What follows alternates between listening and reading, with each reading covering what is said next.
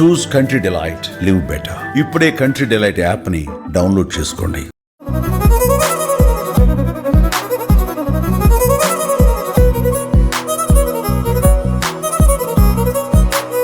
పండగంటేనే పరుగు. పట్నం నుంచి పల్లెకు, సిటీలోని సిమెంట్ గోడల మధ్య బతుకుతున్న ప్రాణం పచ్చని పల్లెటూరి ఒడిలో సేద తీరాలని కోరుకునే సమయం ఇది. ఏడాదికి ఒక్కసారి వచ్చే ఈ పండుగ కోసం ఎంతో ఆశగా, మరెంతో ఉత్సాహంగా ఊరికి ప్రయాణమవుతూ ఉంటారు. బ్యాగులు సర్దటం, పిల్లల సందడి, బస్సు లేదా రైలు టికెట్ల హడావుడి, లేదా సొంత కారులో లాంగ్ డ్రైవ్ ప్లానింగ్ అంత బాగానే ఉంటుంది. కానీ ఇక్కడే ఒక్కసారి ఆలోచించాలి. మీరు ఆనందంగా ఊరికి బయలుదేరే ఆ తొందరలో మీ వెనుక అతిపెద్ద ప్రమాదాన్ని వదిలి వెళుతున్నారేమో ఆలోచించారా? తాళం వేసిన మీ ఇంట్లో గ్యాస్ సిలిండర్ లీక్ అవుతూ ఉంటే, అనవసరంగా ఆన్లో ఉన్న స్విచ్ బాక్స్లో షార్ట్ సర్క్యూట్ జరిగితే, మీరు ఎంతో కష్టపడి కొన్న బైక్ లేదా కారు దొంగల పాలైతే, ఆలోచిస్తేనే భయంగా ఉంది కదా. పండగ సంతోషం విషాదం కాకూడదంటే మనం అప్రమత్తంగా ఉండాలి.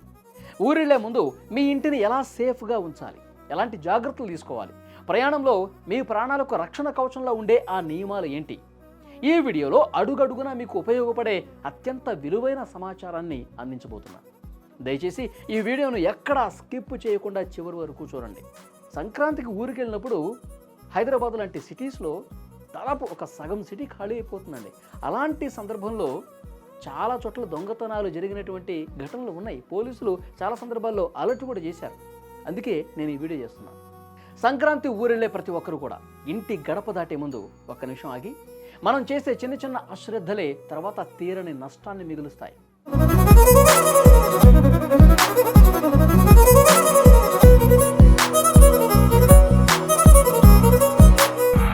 మొదటిది వంటగది. చాలామంది హడావుల్లో గ్యాస్ స్టవ్ నాబ్స్ ఆఫ్ చేస్తారు, కానీ సిలిండర్ రెగ్యులేటర్ ఆఫ్ చేయడం మర్చిపోతుంటారు. మూసి ఉన్న ఇంట్లో చిన్న లీకేజ్ అయినా గ్యాస్ గది మొత్తం నిండిపోతుంది. ఏ చిన్న స్పార్క్ వచ్చినా ఇల్లు మొత్తం బూడిదైపోతుంది. అందుకే వెళ్లే ముందు ఖచ్చితంగా సిలిండర్ అక్కడ కింద ఉన్నటువంటి రెగ్యులేటర్ ఆఫ్ చేయాలి తప్పకుండా. ఇంకా వీలైతే ఆ రెగ్యులేటర్ను తీసి పక్కన పెట్టడం 100% సురక్షితం. ఇక రెండవది ఎలక్ట్రిసిటీ. ఫ్రిడ్జ్ ఒక్కటి ఉంచి మిగతావన్నీ ఆఫ్ చేశాం కదా అని అనుకోకండి.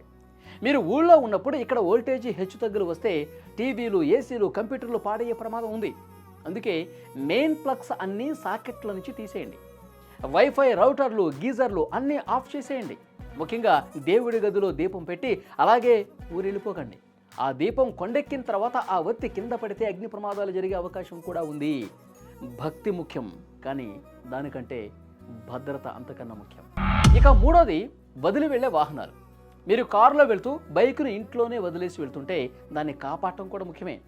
బైకును ఆరు బయట కాకుండా కాంపౌండ్ లోపల ఎవరికీ నేరుగా కనిపించని చోట పార్క్ చేయండి. దానికి హ్యాండిల్ లాక్తో పాటు వీల్కు చైన్ లాక్ వేయటం చాలా మంచిది. ఎక్కువ రోజులు వెళ్తుంటే బ్యాటరీ వైర్లు డిస్కనెక్ట్ చేయటం వల్ల బ్యాటరీ డౌన్ అవ్వకుండా ఉంటుంది. ఒకవేళ కారును ఇంటి దగ్గరే వదిలేళ్తుంటే దాన్ని ఖచ్చితంగా కారు కవర్ చేయండి. అలాగే ఇది దుమ్ము నుంచే కాదు, దొంగల కంట పడకుండా కూడా కాపాడుతుంది అనమాట. నాలుగోది వాటర్ అండ్ క్లీనింగ్. ఇంటి వాటర్ ట్యాప్స్ అన్నీ సరిగ్గా కట్టేశారో లేదో చూసుకోవాలి. చిన్న చుక్క లీక్ అయినా 3-4 రోజుల్లో ట్యాంకు ఖాళీ అయిపోతుంది, లేదా ఇల్లు మొత్తం వాటర్తో నిండిపోవచ్చు. అలాగే సింక్లో ఎంగిలి గిన్నెలతో అలాగే వెళ్ళకండి. తడి చెత్తను ఇంట్లో ఉంచకండి.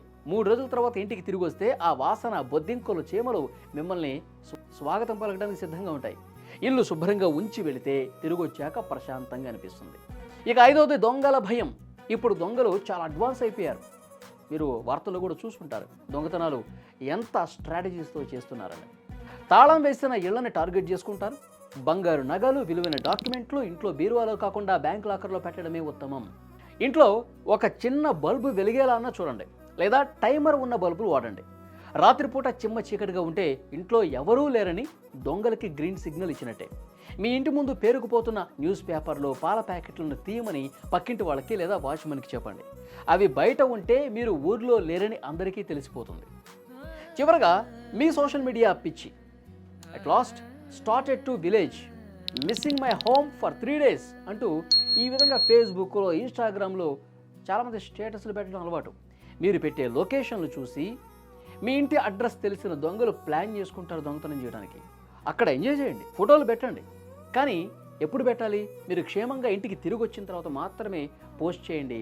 ఆ టూర్కు సంబంధించిన విశేషాలు అప్పుడు తెలియజేయండి. ఇది కూడా దొంగల నుంచి మనం తప్పించుకోవచ్చు. చూశారుగా, ఈ చిన్న చిన్న జాగ్రత్తలు పాటిస్తే మీరు పండగ చేసుకుంటుంటే సిటీలో మీ ఇల్లు కూడా క్షేమంగా ఉంటుంది. ప్రయాణం ఆనందంగా సాగాలన్నా, తిరిగి వచ్చాక ఇల్లు భద్రంగా ఉండాలన్నా బాధ్యత మీ చేతుల్లోనే ఉంది. ఈ సంక్రాంతి మీకు, మీ కుటుంబ సభ్యులకి భోగభాగ్యాలను, ఆయురారోగ్యాలను ఇవ్వాలని మనస్ఫూర్తిగా నేను కూడా కోరుకుంటున్నాను. ఈ వీడియో నచ్చితే లైక్ చేయండి, కామెంట్ చేయండి, మా ఛానల్ని సబ్స్క్రైబ్ చేసుకోండి. Thank you.